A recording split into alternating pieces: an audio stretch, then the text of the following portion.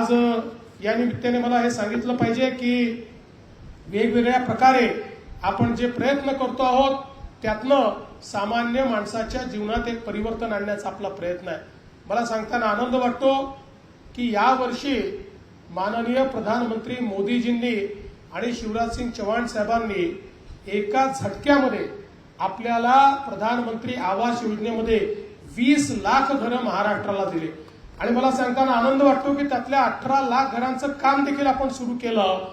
आत्ताच मी जिल्हाधिकाऱ्यांना विचारत होतो की तुमच्याकडे जी प्रतीक्षा यादी होती ड यादी त्याच्यात किती नावं वाचले आहेत। त्यांनी सांगितलं वर्धा जिल्ह्यातली ड यादी आता पूर्णपणे संपलेली आहे, एकही त्याच्यामध्ये कोणीही व्यक्ती शिल्लक राहिलेला नाही। म्हणजे आतापर्यंत जेवढ्या गरिबांनी नाव नोंदवलं होतं त्या प्रत्येकाला आता आपण घर दिलेलं आहे। आता नव्याने सर्वेक्षण आपण सुरू केलेलं आहे, कारण ड यादी तयार करतानाही काही लोकांची नावं सुटली होती।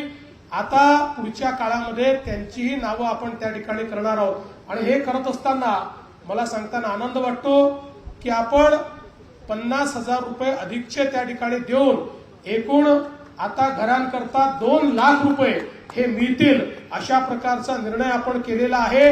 आणि त्याचसोबत हाही निर्णय आपण केला आहे की हे जे प्रधानमंत्री आवास योजनेतले घरं असतील या प्रत्येक घरावर सोलर लागेल।